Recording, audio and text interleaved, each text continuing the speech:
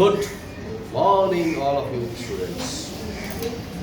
It's it's so delightful to see you all gathered here in my English lecture to understand the ins and outs of grammar.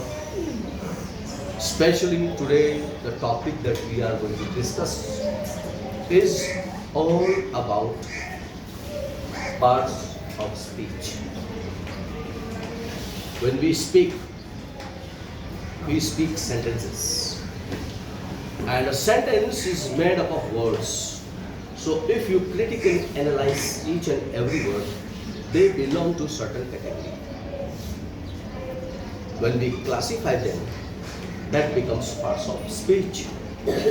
Now here today, we will see those classified parts of speech one by one. But before I start, I will set one example for you all. So listen and try to understand.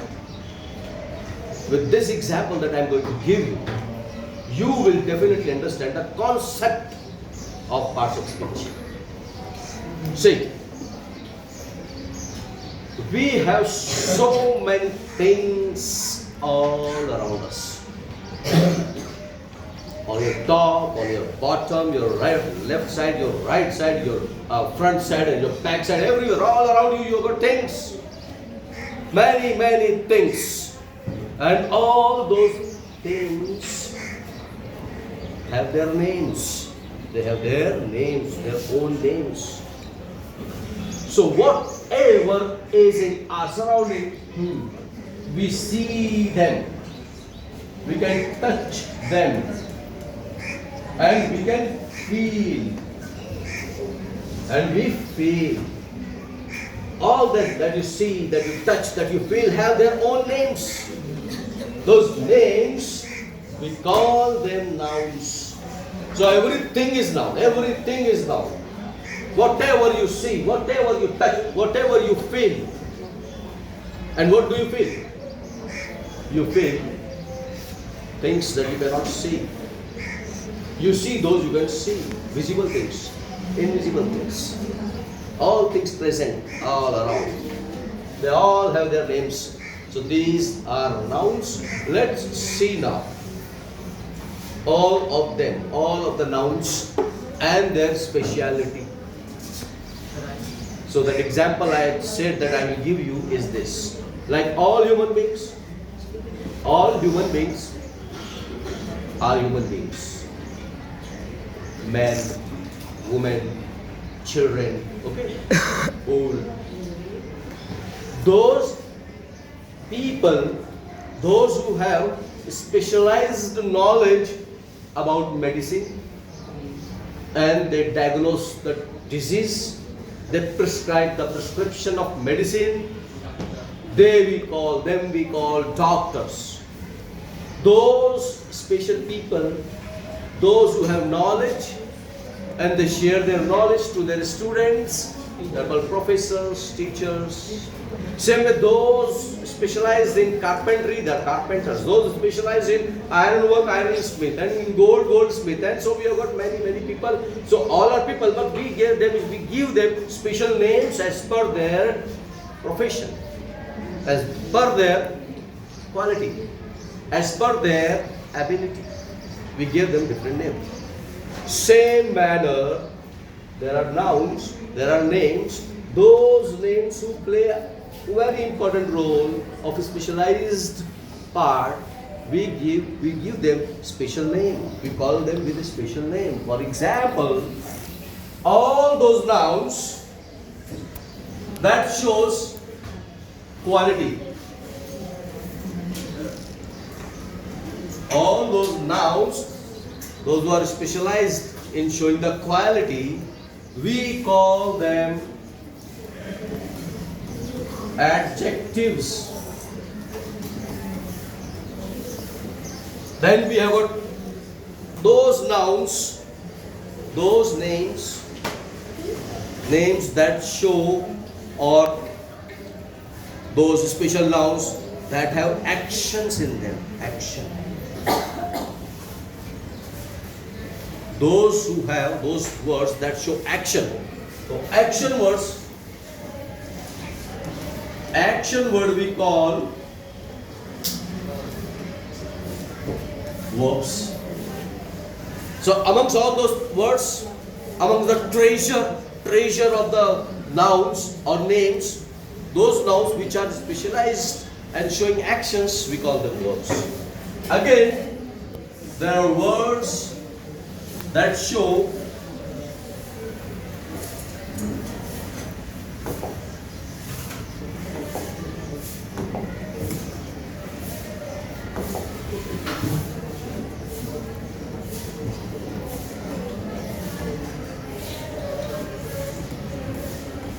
my dear fellow, there are certain words that show action. How the action is happening. We call them adverbs.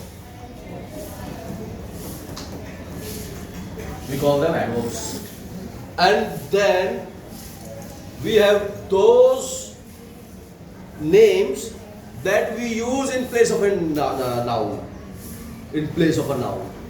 That are substitute of a noun.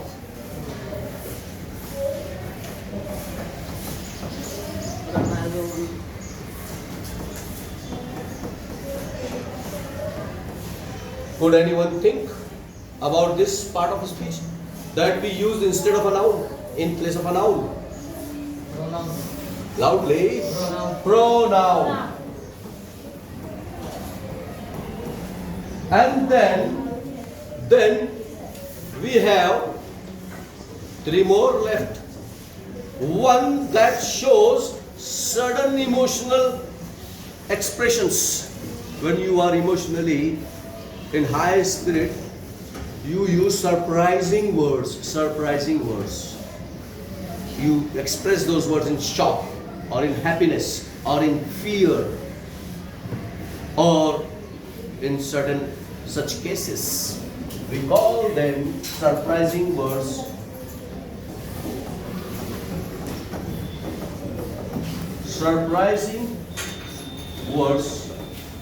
They are called as interjection.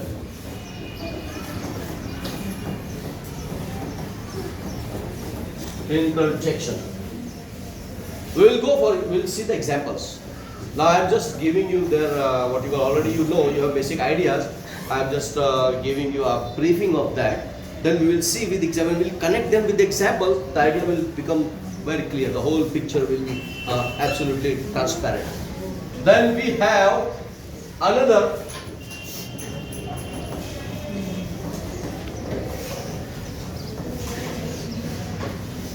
joining words.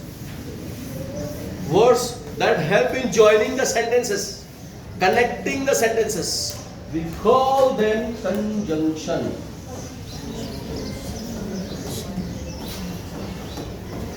You better put S here, okay? And you also pronounce. So conjunctions. We have conjunctions. Then we have another one that shows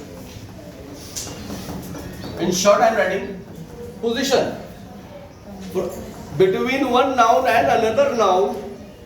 Position showing word that shows the position between one noun and another noun. So that we call as preposition. What do we call? Prepositions.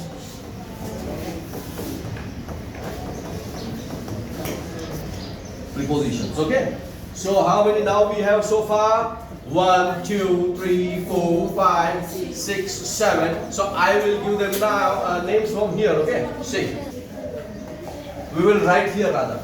This is your second one. This is your third one. This is your fourth. This is your fifth. This is your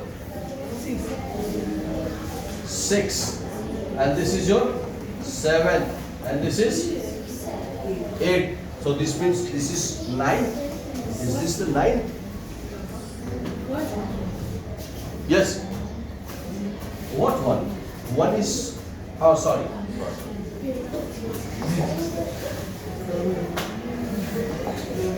Acha, now how many are there? Total 8. So these are total 8 parts of speech in your English grammar. As I said, we will see with their examples now, so you understand more in depth. More in depth. Okay. So example of adjectives. Can somebody tell? Examples of adjectives.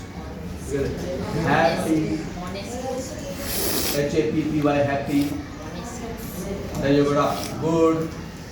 You got tall. Easy. Tall, short, big, small. All qualities. All those words that show quality, they are called adjectives. Then we have got verbs. Like what? If I say, oh yes, this is kick, and this is punch, and smile. Okay. So you say verbs. Kick, punch, smile, talk. Okay, then we have got actions. Action. Slowly, quickly. Okay, I will say one sentence, and you tell me where is the adverb there. Right? You pick up the adverb.